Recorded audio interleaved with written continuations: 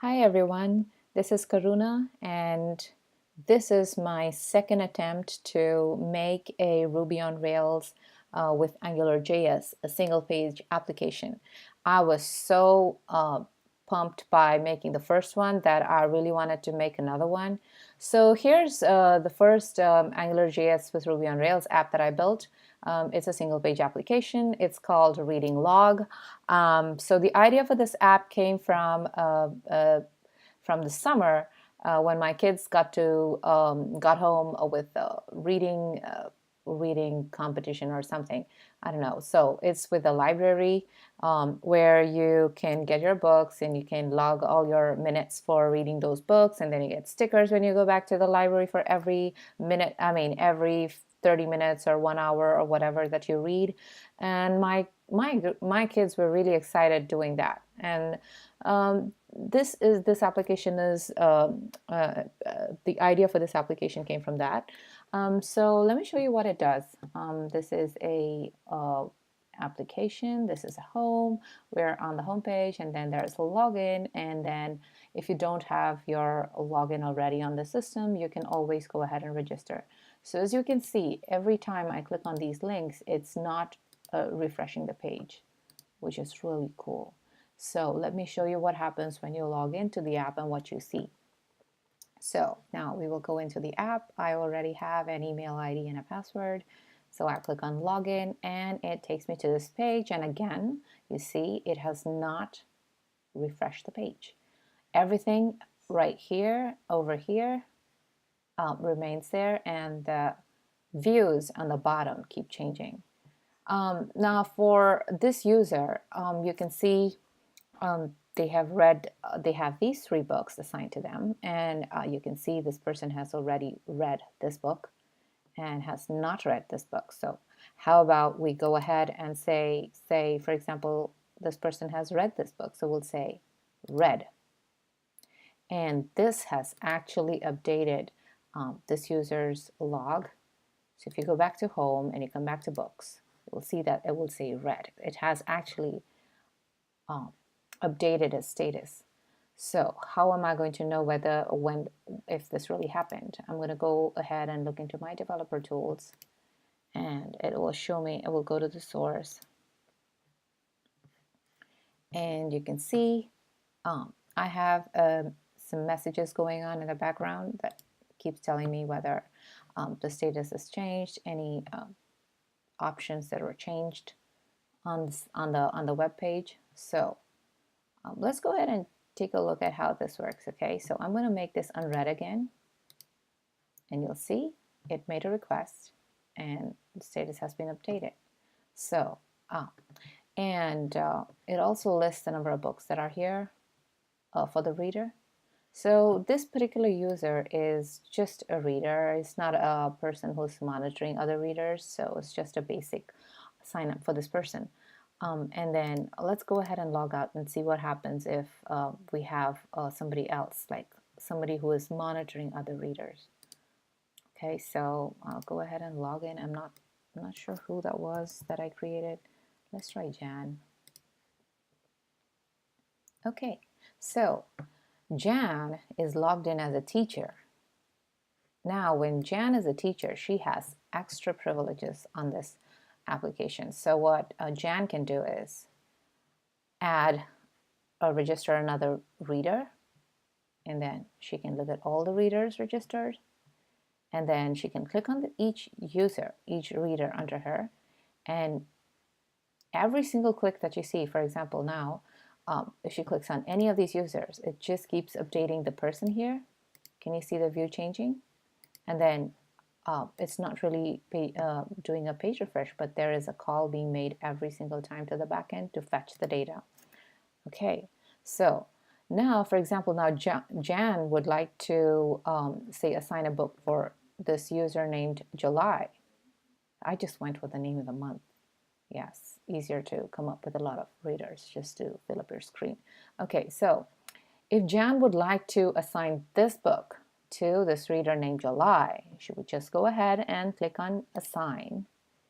And I've added this nice little message that comes up, says book added to users list, and this is another view, which is a nested view, and it will update the book that this person has to read. So this is July, is to read this book, and maybe, and then you can see like because this book is in this list, it's not going to have the assign book button anymore.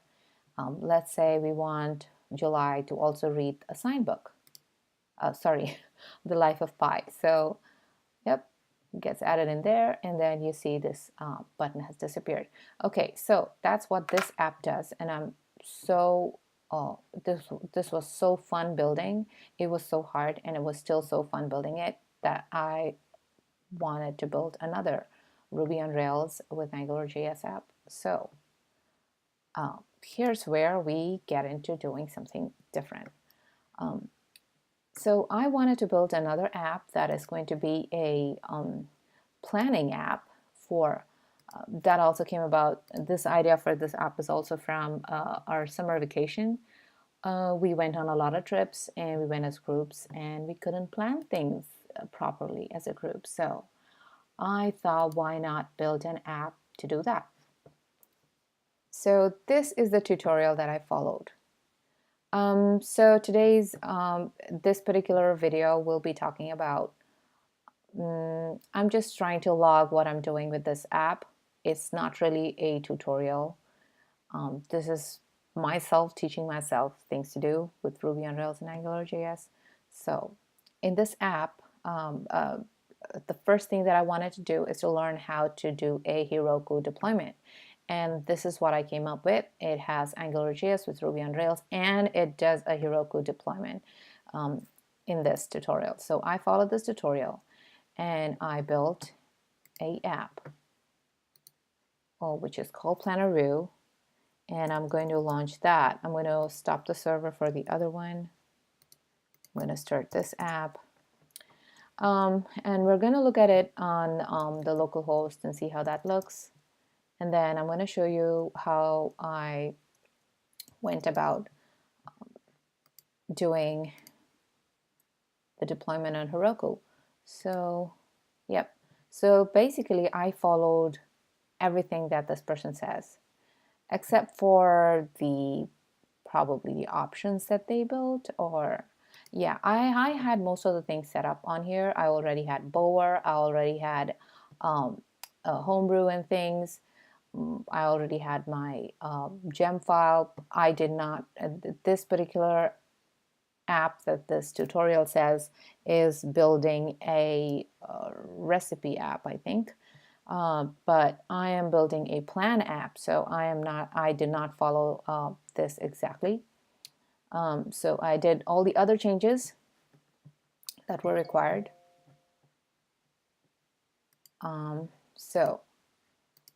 Let me take you to my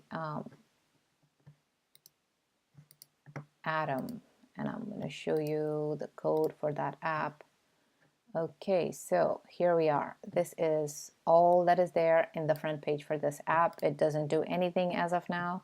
I just wanted to have basic AngularJS set up to see that it is responding with AngularJS. Okay, so now this app is deployed. Let's go ahead and look at it on our localhost. So if I refresh this, it should be the other app, and no such. Oh yeah. So one thing different that I did with this app was I am running PostgreSQL in this for this app. All other Ruby apps, they default to SQLite, but I just wanted to try PostgreSQL, so I'm doing that. But as you can see, it is not running right now, the server. So I'm going to go ahead and launch that. I have already Postgres. And once that's launched, starting the server, and then starts the server, I'm going to go ahead and refresh the page. It should come up fine. There you go. So, and then what this is doing is it's just checks just a basic view updation happening with AngularJS. And okay, so that's what it does. And let me show you the way I have set up the files for this. That tutorial that I'm following was pretty good. and it helped me set up. I really wanted to know how it sets up Heroku deployment, and so after doing all these things, when it goes to deployment, all you need to have is, like it suggests over here in the beginning of its, at the start it says what you'll need. So you will need AngularJS, you will need RoR, you will need Rails, you will need an account in Heroku where we'll deploy the app. So that's what I did. So first, I set up the app to do everything that it needs to do right here on my local host. And then I went ahead to Heroku, created an account, and then when I deployed, Heroku deployment was so easy. They have made it so user friendly.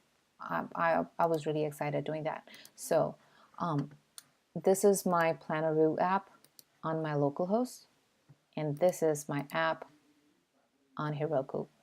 Okay, so what I did for that was I'm just going to show you from here.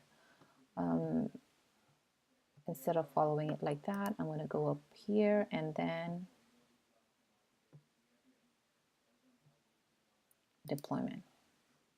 Okay, so Heroku has great documentation on how to deploy a Heroku app. So for that, all you'll need is your Heroku login.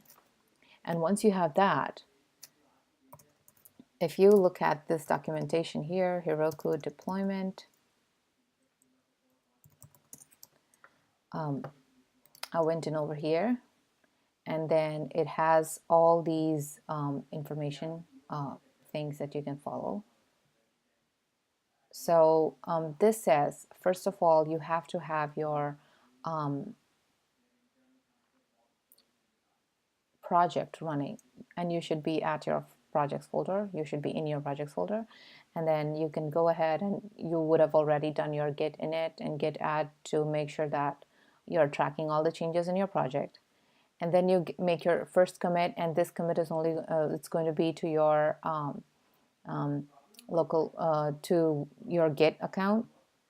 And then another thing that you can do is when you're done with your project, what I did was I did a Heroku create, and it comes up with a a remote link where you're going to deploy your app. So the first thing you do is Heroku login on your command line, and then you go ahead and type in Heroku create, and then it creates a link for you where you will be deploying your app.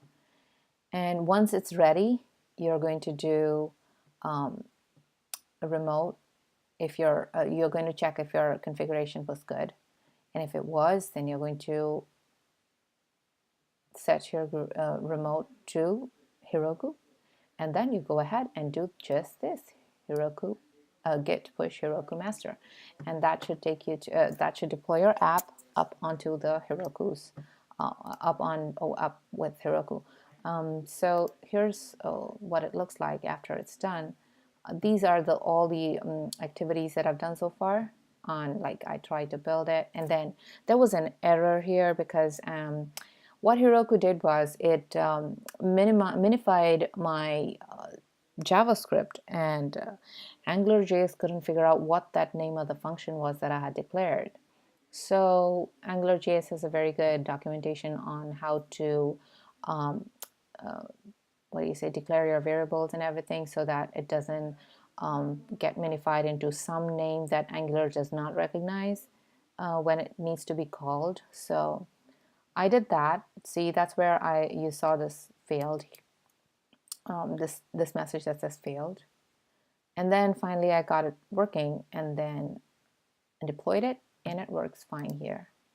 So as you can see, I have this navigation here, but on my local host you don't see a navigation. So I'm going to show you the difference. I'm going to show you how you can, when you make an update on here, you can make it appear over there. So here, I'm going to add the correct name. What I just did was I just changed the name of the navigation so it doesn't find it.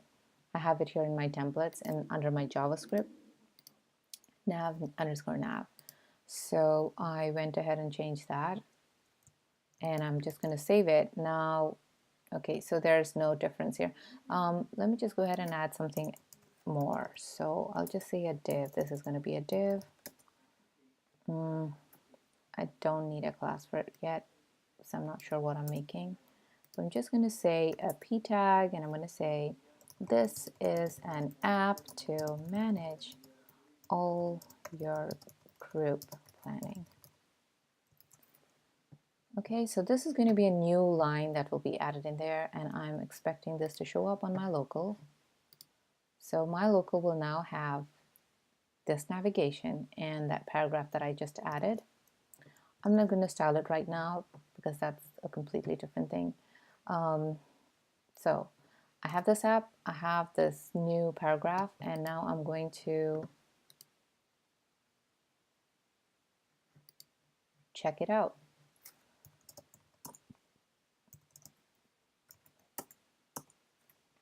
So I'm going to see the git status, and it says that's modified. Git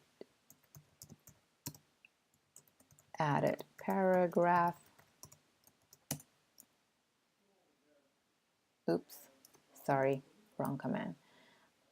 Sorry, you don't do that there. Sorry, that's going ahead of myself. Added paragraph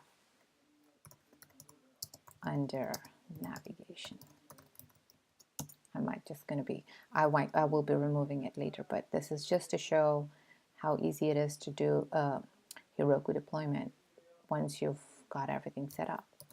Git push, Heroku master. Wait for that, and it is doing a build for Heroku. Can you see all these updates happening? This is happening because I've already logged into my Heroku, and I've already hooked up with the remote Heroku server where I'm deploying my files. And once it's done, if there are no errors, it'll be okay, and it will say verifying deploy, done. Okay, now we should be able to, now that you see this is my localhost, and you should now be able to see this paragraph also on my server. So let me launch the app on the Heroku website. Okay, so what was the app? Okay, no, thawing or something. Yeah, this is my Heroku app. I don't know why it gives me that funny name. See, can you see how this paragraph has also come in? So now this is so cool and set up so wonderfully that I can make whatever change I want to my app right here, and it's going to show up on my Heroku server every single time I deploy it. Another thing different that I've done with my app is that I am not using the GitHub for managing my app. I'm using Bitbucket because Bitbucket gives you a private repository, and it allows you to have your own development without other people. If suppose like you're coming up with an idea that is really great and you didn't want to share the code with other people, you can always you can have a private account on Bitbucket, and you can have people collaborate with you on it if you want to, or you can just be the sole developer for your project. So that's what I did on this app, and I'm going to keep building on this, and I'm going to keep making videos. And once again, this is not a tutorial.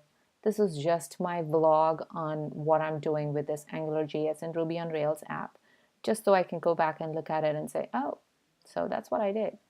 Kind of like a blog, but like a video blog, so a vlog. So that's my rambling for AngularJS with Ruby on Rails. Hope you had fun watching and perhaps learned something. Thank you.